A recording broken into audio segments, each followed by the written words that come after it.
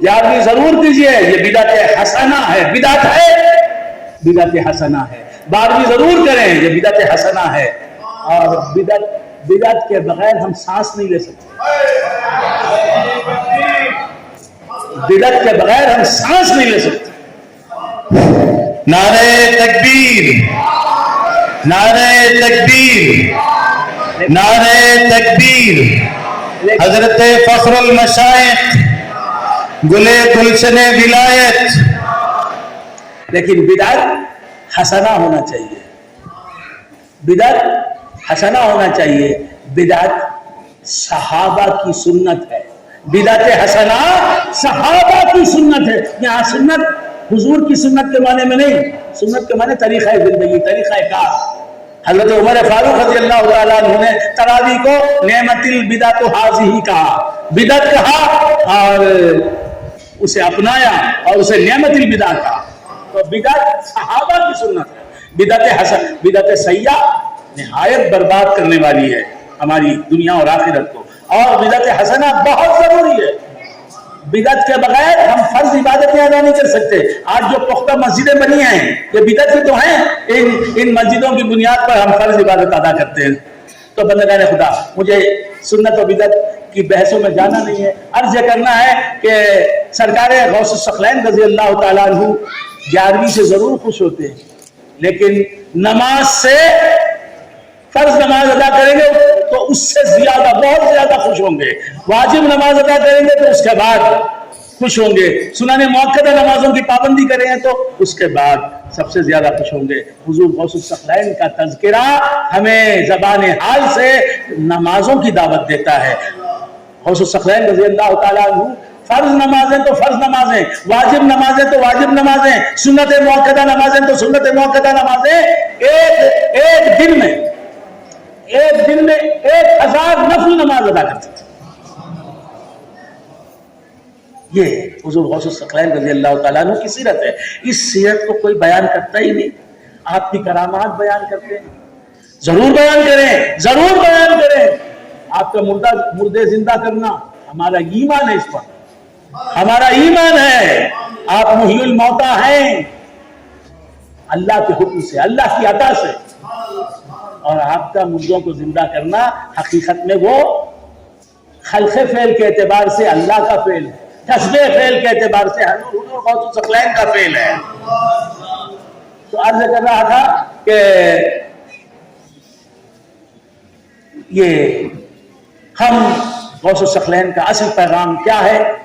درست العلم حتی صرت خطبا، درست العلم حتی صرت خطبا ونلت السعد من مولا الموالی۔ حضور غوث الثقلین فرماتے ہیں کہ میں خطب بن گیا، خطب ربانی بن گیا۔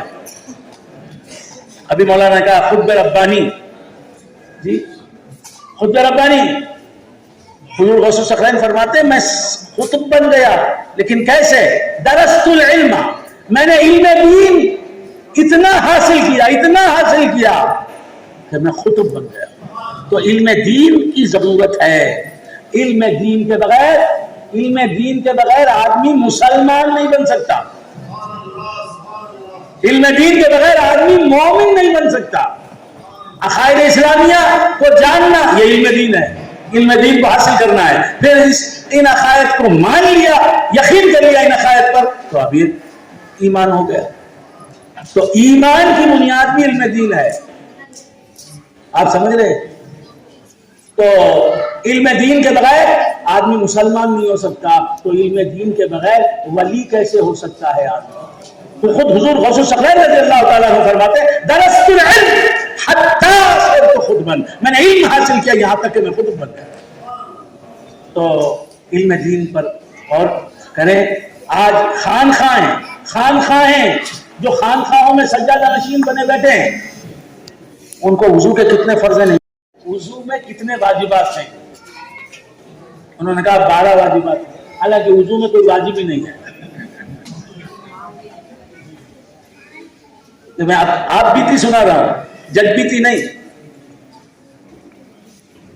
تو یہ خانخواہ نشین لوگ، یہ سجادگان کہلانے والے لوگ، گدی نشین کہلانے والے لوگ، سجادہ نشین میں خود سجادہ نشین ہوں، اگرچہ کہ ننگے اکابر سجادہ نشین ہوں، ننگے اسلاف سجادہ نشین ہوں، تو میرے ہی جیسے بہت سے حضرات، بہت سے سجادہ نشین ہیں جو ویل شیو، یہ رسول اللہ کی سنت سے محبت ہے اور عاشق رسول ہے۔ تو بندگان خدا عرض کر رہا تھا، نہیں، من تمسک بسنتی عند فساد امتی فلہ اجر میت شہید، جس نے میری سنت کا دامن تھاما، سنت کو مضبوطی سے تھاما، سنت پر عمل کیا، سنت کی ترویج کی، اشاعت کی، سنت کا احیاء کیا، عند فساد امتی، میری امت کی کے فساد کے وقت، فلہ اجر میت شہید، اسے 100 شہیدوں کا ثواب۔ تو بندگان خدا، حضور غوث الثقلین کا سب سے بڑا پیغام یہ ہے، بنیادی پیغام یہ ہے کہ علم دین حاصل کرو، اور پھر اس کے بعد حضور غوث الثقلین جو سب سے بڑے ولی بنے ہیں، جیسے ابھی حضرت نے فرمایا، آپ نے فرمایا کہ آپ نے فرمایا، آپ نے کیا ہوگا، میں غیر حاضر تھا، آپ جب مقالہ سنا رہے تھے، آپ نے فرمایا کہ حضور غوث الثقلین رضی اللہ تعالیٰ عنہ، ذہن سے اتر گئی بات کہ آپ نے کیا سنایا، آپ نے بڑے پتے کی بات کہی، بڑی عقیدتوں اور محبتوں کی غماز بات، آپ کی غوث الثقلین سے جو محبت ہے، عقیدت ہے، اس کی غمازی کرنے والی، عکاسی کرنے والی بات آپ نے کہی کہ جس طرح رسول اللہ صلی اللہ علیہ وآلہ وآصحابہ وسلم انبیاء کے سردار ہیں، حضور غوث الثقلین رضی اللہ تعالیٰ عنہ اولیاء کے سردار ہیں۔ میں مبارکباد پیش کرتا ہوں، یہ ہمارا عقیدہ ہے کہ غوث اعظم درمیان اولیاء، چو محمد درمیان انبیاء۔ تو حضور غوث الثقلین رضی اللہ تعالیٰ عنہ کا پیغام علم دین حاصل کرو اور اس پر عمل کرو، اور حضور غوث الثقلین رضی اللہ تعالیٰ عنہ کے خطبات پڑھیں۔ یہ ہے حضور غوث الثقلین رضی اللہ تعالیٰ عنہ کو خوش کرنے کا راز، آپ کے خطبات پڑھیں کہ آپ خطبات میں کیا عرض کر رہے ہیں۔ پورے خطبات میں آپ نے اپنی کسی کرامت کا بیان نہیں کیا۔ میں نے دیکھا کہ آج وقت کا اہم تقاضا یہ ہے کہ ہم غوث الثقلین کے خطبات سے لوگوں کو آشنا کریں، تو میں نے یہ کام شروع کیا، شاید 1 سال سے یا 1.5 سال سے کام جاری ہے۔ کووڈ میں یہ کام شروع کیا تھا، میں نے گھر میں بیٹھا رہا، تو میں نے کہا کہ غوث الثقلین، ہر مہینہ میرا ایک ایپیسوڈ آتا ہے، سرکار غوث اعظم فرماتے ہیں، وہ آپ سنیں تو معلوم ہوگا کہ غوث الثقلین ہمیں جس دنیا میں لے جاتے ہیں وہ دنیا ہی اور ہے، غوث الثقلین کی زندگی کچھ اور ہے، اور ہم نے غوث الثقلین کی زندگی کو اپنی طرف سے کچھ اور سمجھ لیا۔ وہاں تو شریعت کی پابندی کی بات ہے، طریقت پر پابندی اور پابندی سے کاربند رہنے کی بات ہے، وہاں تو اخلاص کا درس ہے، غوث اعظم کے پاس توحید کا درس ہے کہ حقیقی مددگار اللہ کے سوائے کوئی نہیں، حقیقی دینے والا اللہ کے سوائے کوئی نہیں، حقیقتاً فاعل کسی بھی فعل کا اللہ کے سوائے کوئی نہیں۔ تو بندگان خدا، ہمیں غوث الثقلین کے خطبات اور آپ کی مایہ ناز کتاب، مایہ ناز تصنیف، زندہ جاوید تصنیف فتوح الغیب، الفتح الربانی آپ کے خطبات کے مجموعہ کا نام ہے، اور فتوح الغیب حضور غوث الثقلین رضی اللہ تعالیٰ عنہ کی کتاب ہے، تصنیف ہے۔ یہ پڑھیں گے تو معلوم ہوگا کہ غوث اعظم کی تعلیمات کیا ہیں، اور ان کو خوش ہم کیسے کر سکتے ہیں، ان کی تعلیمات پر عمل کر کے خوش کر سکتے ہیں۔ تو بندگان خدا، اب کوئی نعرہ نہیں لگ رہا ہے، واہ واہ نہیں ہو رہی ہے جی، لیکن مجھے سنانا ہے، اگرچہ بت ہیں جماعت کی آستینوں میں، ڈاکٹر اقبال آپ کی طرف اشارہ نہیں ہے، ڈاکٹر اقبال کہتے ہیں کہ اگرچہ بت ہیں جماعت کی آستینوں میں، مجھے ہے حکم اذان لا الہ الا اللہ۔ تو مجھے کہنا ہے، اور آج مجھے موقع دیا ان حضرات نے، خصوصاً ہمارے برادر طریقہ شفیع اللہ صاحب نے اور آپ حضرات نے اپنی حوصلہ افزائیوں سے مجھے نوازا کہ میں آج کہہ رہا ہوں. تو غوث الثقلین رضی اللہ تعالیٰ عنہ کی تعلیمات کچھ اور ہیں، ہم کچھ اور سے کہیں سمجھ میں آئے. تو اور حضور غوث الثقلین رضی اللہ تعالیٰ عنہ کا پیغام کیا ہے؟ پیغام کیا ہے؟ کل حقیقت ردت الشریعہ، کل حقیقت ردت الشریعہ فہی زندقہ. حضور غوث الثقلین رضی اللہ تعالیٰ عنہ کی زبان فیض ترجمان سے نکلے ہوئے الفاظ ہیں کہ ہر وہ حقیقت جسے شریعت نبویہ، شریعت مصطفیہ رد کرتی ہے، وہ حقیقت نہیں، وہ حقیقت معرفت نہیں، وہ حقیقت اسلامی حقیقت نہیں، وہ حقیقت سچ نہیں، وہ حقیقت قابل سماعت نہیں. وہ حقیقت کیا ہے؟ زندقہ ہے، الحاد ہے، بے دینی ہے، سفسطہ ہے. اسلام کے علاوہ کچھ بھی ہوگا وہ اسلام نہیں. آج ہمارا کیا حال ہے؟ کتنے لوگ ایسے ہیں کہ خدا کہاں ہے؟ مجھے دیکھ لے رہے خدا، اپنی جانوں پر رحم کرو. کیا کہہ رہے ہو؟ ہم غوث الثقلین کو بھی خدا نہیں مانتے. ارے جا صاحب الجمال و یا سید البشر من وجهك المنیر لقد نقر القمر لا يمكن الثناء كما كان حقه بعد خدا بزرگ توئی خصہ مختصر، جو بالراست خدا کے نور سے پیدا ہو، جس کی اصل خدا کا نور ہو. ایسا ہے کیا حضرت؟ ہے. حدیث جابر میں موجود ہے، مصنف عبد الرزاق میں موجود ہے. وہ چیپٹر ہی نکال دیا یار لوگوں نے. کس طرح توحید کو بچانے کی ناکام کوشش کی انہوں نے. یہ حدیث توحید کو بچانے والی تو یہ حدیث ہے. سرکار دو عالم صلی اللہ تعالی علیہ وآلہ وآلہ وسلم فرماتے ہیں یا جابر ان اللہ قد خلق قبل الاشیاء نور نبی کا من نوری. ہے جابر، اللہ نے سب چیزوں سے پہلے تیرے نبی کے نور کو پیدا کیا اپنے نور سے. تو حضور کا نور میرے خیال سے بہت وقت ہو گیا توڑ کے نکلتا ہے.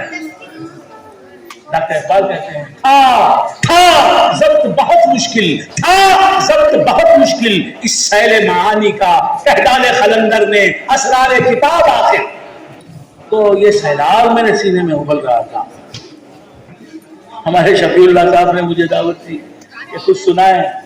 ایک پیر زادہ ہونے کی حیثیت سے، ایک غوث الثقلین کا نام لیوا ہونے کی حیثیت سے، ایک عامری ہونے کی حیثیت سے، چشتی قادری نقشبندی سہروردی ہونے کے ناطے میں آپ کے سامنے معلومات رکھ رہا ہوں. ایک سنی ہونے کے ناطے مجھے میری سنیت مجبور کر رہی ہے ان باتوں کو آپ کے سامنے رکھنے پر مجبور کر رہی ہے. تو آج سے کر رہا تھا، بہت غور سے سنیں. یہ حدیث بتا رہی ہے، حدیث تلقی بالقبول کا درجہ رکھتی ہے. اگر اس کی سند ضعیف بھی ہے تو تلقی بالقبول ہونے کی وجہ سے، تلقی بالقبول کا مرتبہ رکھنے کی وجہ سے اسے صحیح مانا جائے گا، مستند مانا جائے گا، معتبر مانا جائے گا کہ امت کے سب افراد نے اسے جو ہے حدیث مانا ہے. خیر اس کی طرف میں نہیں جاتا کہ کیا ہے حدیث جابر، مسند عبد الرزاق نہیں ہے حدیث. تو آج سے کہہ رہا تھا کہ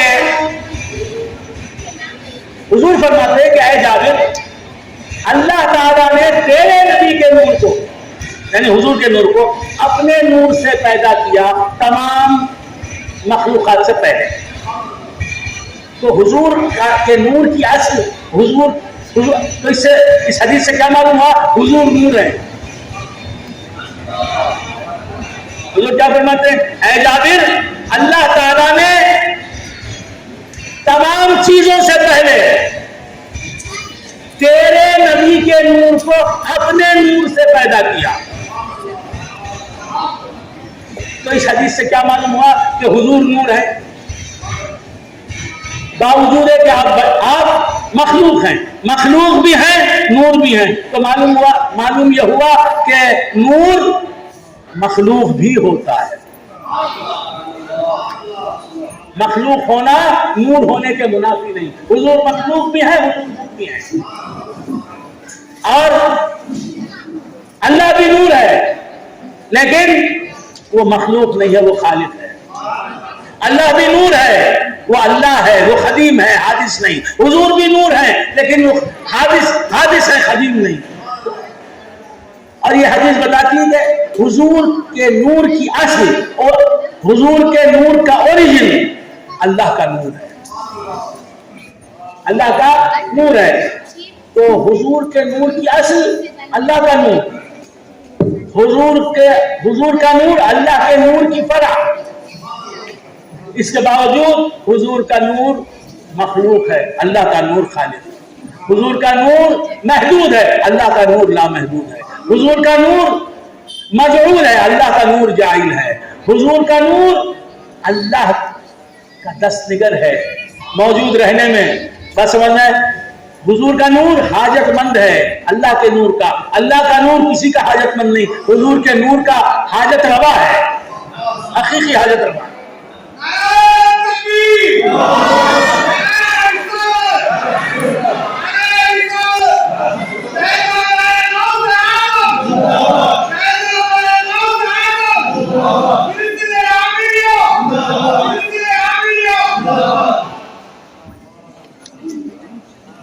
تو معلوم یہ ہوا کہ سرکار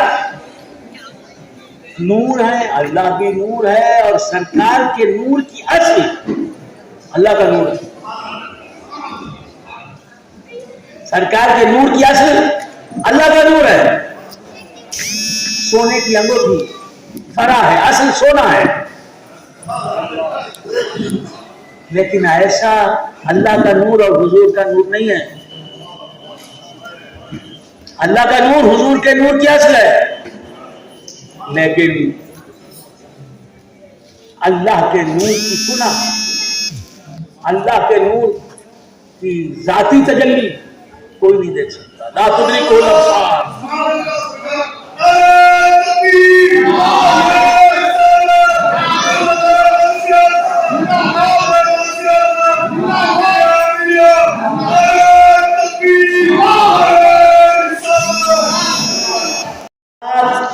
اور آپ کی حقیقت کی اصل، آپ کا منشا اور مبدا اللہ کی ذات اور اللہ کی حقیقت ہونے کے باوجود دونوں حقیقتوں میں بے انتہا فرق ہے. وہ حقیقت خدا کی حقیقت، خدا کی حقیقت، خدا کی ذات، خدا کی ذات، مصطفیٰ کی حقیقت، مصطفیٰ کی حقیقت، تو مصطفیٰ کی ذات، مصطفیٰ کی ذات. ایک لمحے کے کروڑ میں حصے کے لیے بھی مصطفیٰ کی حقیقت خدا کی حقیقت سے بدل نہیں سکتی. ایک لمحے کے کروڑ میں حصے کے لیے بھی مصطفیٰ کی ذات خدا کی ذات میں تبدیل نہیں ہو سکتی. اللہ کی عزت کی قسم. حیرانی سے سن رہے ہیں میری باتیں، تو حیرانی سے سننے کی ہیں، حیرانی سے سننے کی ہیں. بات سمجھ میں آ رہی ہے؟ پیر صاحبان آپ آئے میدان میں، حقیقت بیانی سے کام ہے. پیروں کا کام حقیقت ترجمانی ہے. تو بندگان خدا کیا سزا ہمیں؟ میرا یہ خطاب پوری دنیا میں بجے گا انشاءاللہ. آپ سب کو عام کر دیں کہ یہ کہا ہے رضا الحق عامری نے. یہی پیغام ہے پیر عامر کریمی شاہ علیہ الرحمہ کا. یہی پیغام ہونا چاہیے ہر غلام غوث کا. تو آج پیروں کا حال کیا ہے؟ میں خدا تو خدا. میں نے کہا ایک بات پوچھنے کے لیے کہ ایک پیر صاحب شاید انہوں نے زندگی میں کب عید میں بھی نہیں آتے، ایسے کتنے نماز کو بے ضروری بتاتے ہیں. استغفر اللہ. میرے آقا سرور کونین صلی اللہ علیہ وآلہ وآلہ وسلم تو جعلت قرۃ عینی فی الصلاۃ ہے، میری آنکھوں کی ٹھنڈک نماز میں. اور یہ ایک پیر صاحب آئے آ کے دیکھا میرے والد گرامی اپنے مریدوں کی امامت کر رہے ہیں، نماز باجماعت پڑھ رہے ہیں. ظہر کی عصر کی نماز تھی. آ کے دیکھا وہ میرے والد گرامی سے ملنے آئے تھے. آ کے دیکھا انہوں نے دیکھا کہ نماز پڑھ رہے ہیں پیر صاحب مریدوں کے ساتھ، مرید ان کی اقتدا کر رہے ہیں، تو مسکرا کے چل دی، نماز پڑھتے ہیں، استغفر اللہ، دین کی ابتدا بھی نماز، انتہا بھی نماز، غوث الثقلین بھی نماز کو چھوڑنے والے نہیں، جب تک بڑے سے بڑا ولی بھی ہوش کے عالم میں ہے تو تکلیف شرعی سے اسے کبھی مفر نہیں، اس سے تکلیف شرعی ساقط نہیں ہوتی، بڑے سے بڑا پیر کیوں نہ ہو نماز پڑھنا پڑے گا، اور دوسروں کی بنسبت زیادہ اہتمام نماز کا کرتا ہے جو بڑے سے بڑا ولی ہوتا ہے۔ تو خیر بندگان خدا کیا عرض کر رہا تھا، یہ باتیں آپ ذہن نشین کریں، یہ ہے تعلیمات غوث اعظم، یہ ہے تعلیمات خواجہ اجمیری۔ تو عرض کر رہا تھا کہ پیر غوث الثقلین رضی اللہ تعالیٰ یہ پیر صاحب کیا کہہ رہے ہیں، میں خدا تو خدا۔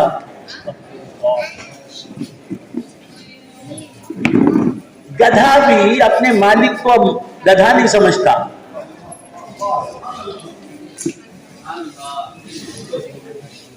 نہیں میں کیا کروں، زیادہ سخت لہجہ اختیار کرنا اچھا نہیں۔ جانور بھی اپنے مالک کو انسان سمجھتا ہے، اپنے سے مختلف ذات سمجھتا ہے نا، یہ جاہل شریعت کی ابجد بھی جانتا نہیں، عقائد اسلامیہ سے بالکل نابلد ناواقف، یہ کہہ رہا ہے کہ میں خدا تو خدا۔ میں نے پیر صاحب سے کہا اب اللہ تعالیٰ کیا کر رہا ہے، میں ان سے یہ سننا چاہتا تھا کہ اللہ تعالیٰ درود بھیج رہا ہے مصطفیٰ پر۔ انہوں نے مجھے جواب دیا، میں نے کہا اب اللہ تعالیٰ کیا کر رہا ہے، تو جواب دے رہے پیر صاحب کیا باتیں کرتا ہے تمہارے سے، الطاف مولا، میرا عرف الطاف ہے، الطاف مولا تمہارے سے باتیں کرتا ہے۔ میں نے کہا استغفر اللہ، میرے سے باتیں کرتا ہے۔ تو خیر بندگان نے خدا کیا عرض کر رہا تھا، غوث الثقلین کی تعلیم یہ ہے کہ شریعت کو معیار بناؤ، جو بات شریعت کے مطابق کسی بھی پیر کی کہی کیوں نہ ہو، کسی بھی ولی کہلانے والے کی بات کہی بھی بات کیوں نہ ہو، شریعت کے مطابق ہے تو اسے اپناؤ، شریعت کے خلاف ہے تو اسے دیوار پر دے مارتا۔ کل حقیقت ردت الشریعت فہی زندقہ۔ بندگان خدا یہ ہمارا یہ پیغام، اور حضور غوث الثقلین رضی اللہ تعالیٰ عنہ کے کچھ شعر ہم نے یاد کر لیے ہیں۔ حضور غوث الثقلین رضی اللہ تعالیٰ کیا کہ مریدی لا تخف اللہ ربی وافعل ما تشاء فالاسم علی۔ وقت ہو گیا نا، 5 منٹ میں کافی ختم کر دیتا ہوں۔ گفتار کے اسلوب پہ قابو نہیں رہتا، ڈاکٹر اقبال کہتے ہیں گفتار کے اسلوب پہ قابو نہیں رہتا جب روح کے اندر متلاطم ہو خیالات۔ میں وہ بھی کہنا چاہتا ہوں، یہ بھی کہنا چاہتا ہوں، کچھ لکھتے رکھا تھا وہ بھی غائب ہو گیا ذہن سے۔ ہاں تو کیا عرض کر رہا تھا، ہاں یہ شعر ہم گنگناتے ہیں، مریدی لا تخف اللہ ربی، اے میرے مرید مجھے، اے میرے مرید مت گھبرا، اللہ ربی اللہ میرا رب ہے، وافعل ما تشاء تو جو چاہے کر، فالاسم علی میرا نام بہت بلند ہے۔ اس کا صحیح مفہوم ہمیں پتہ نہیں چلا، صحیح مفہوم کیا ہے؟ یہ حضور غوث الثقلین کیا فرماتے ہیں، اے میرے مرید تو مت گھبرا، اللہ میرا رب ہے اور تو جو چاہے کر، میرا نام بلند ہے۔ تو ہم نے کیا سمجھ لیا، بس چوری کرتے رہو، ڈاکہ ڈالتے رہو، جھوٹ بولتے رہو، غیبت کرتے رہو، چغلی کرتے رہو، بد نظری کرتے رہو، میاں کو بیوی سے لڑاتے رہو، باپ کو بیٹے سے لڑاتے رہو، بھائیوں میں نکاح ڈالتے رہو، امانت پہ خیانت کرتے رہو، خدا سے غافل زندگی گزارو، جو شریعت نے کرنے کو کہا وہ نہ کرو، اور جس کام سے شریعت نے روکا اس پر عمل کرو، پابندی سے،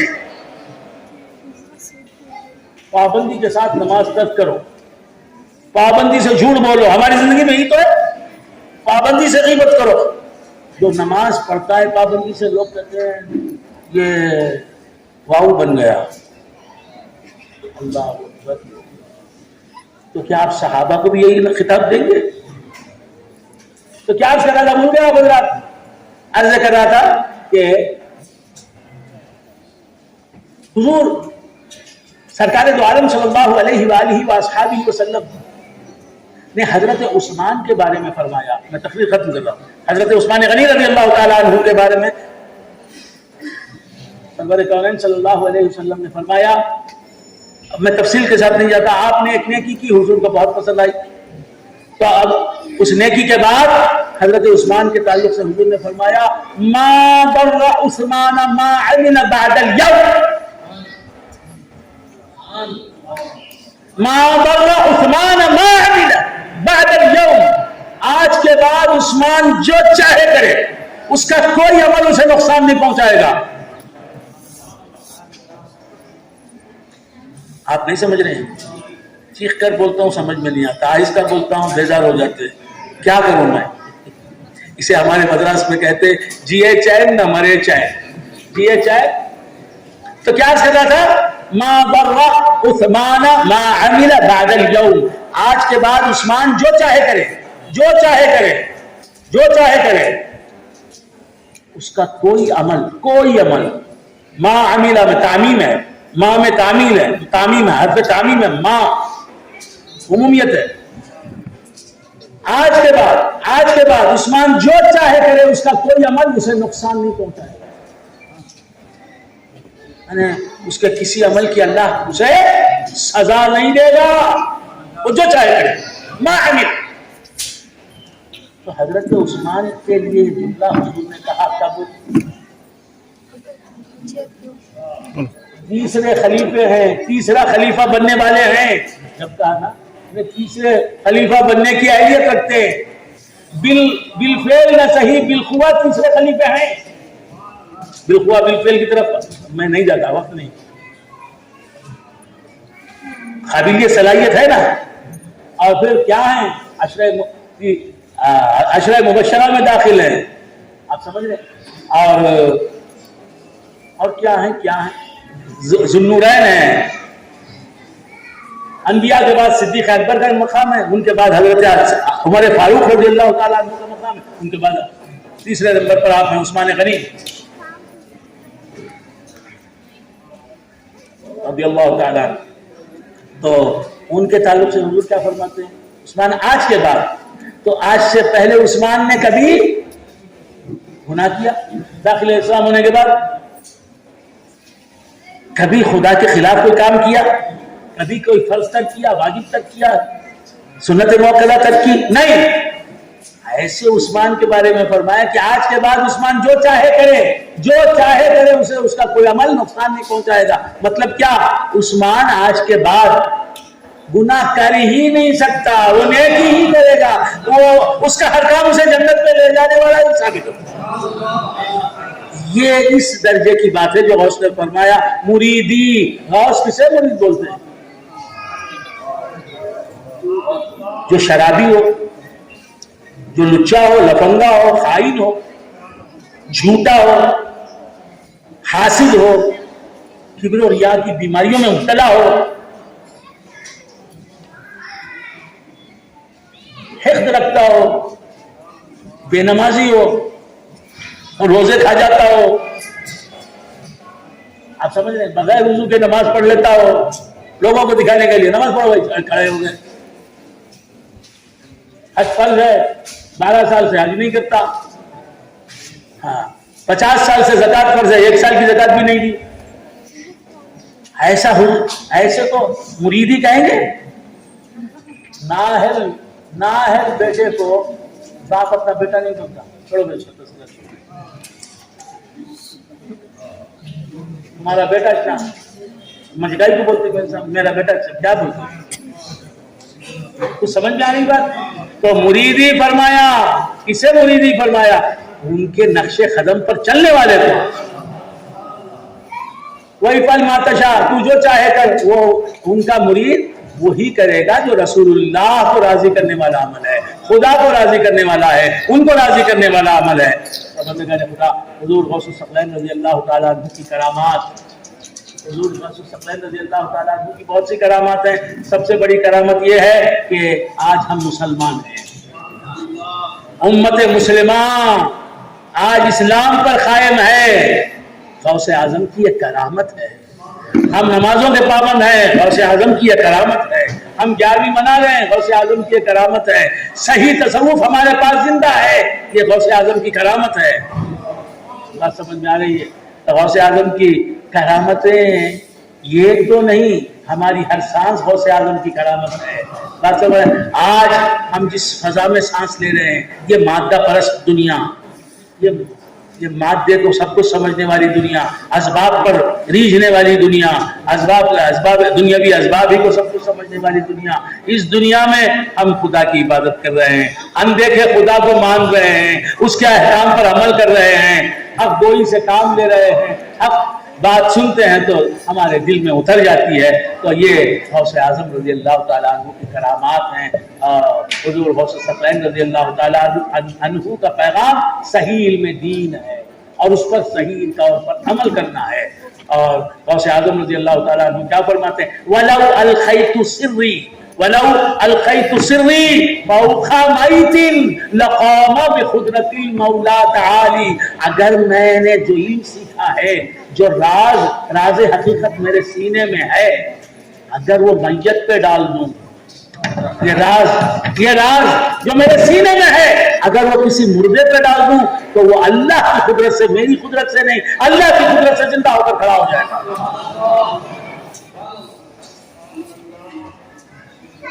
مطلب کیا؟ یہ راز جو غوث اعظم کے سینے میں ہے, راز حقیقت, وحدت الوجود کا راز کیا ہے؟ حق کا ظہور ہے, عالم کا بطون ہے حق.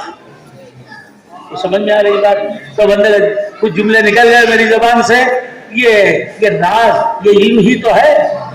وہ علم حضور غوث ثقلین فرماتے ہیں کہ اگر میں مردے پہ ڈال دوں تو مردہ زندہ ہو جائے, مردہ زندہ ہو جائے. اور حقیقت میں ہم سب حقیقت کے اعتبار سے مردے ہی ہیں, اور ہم چلتے پھرتے مردے ہیں. تو ہم حقیقت کے اعتبار سے مردے ہیں اور اضافتاً اللہ کی عطا سے زندہ ہیں. تو حقیقت کے اعتبار سے ہماری زندگی بھی اس کی زندگی ہے.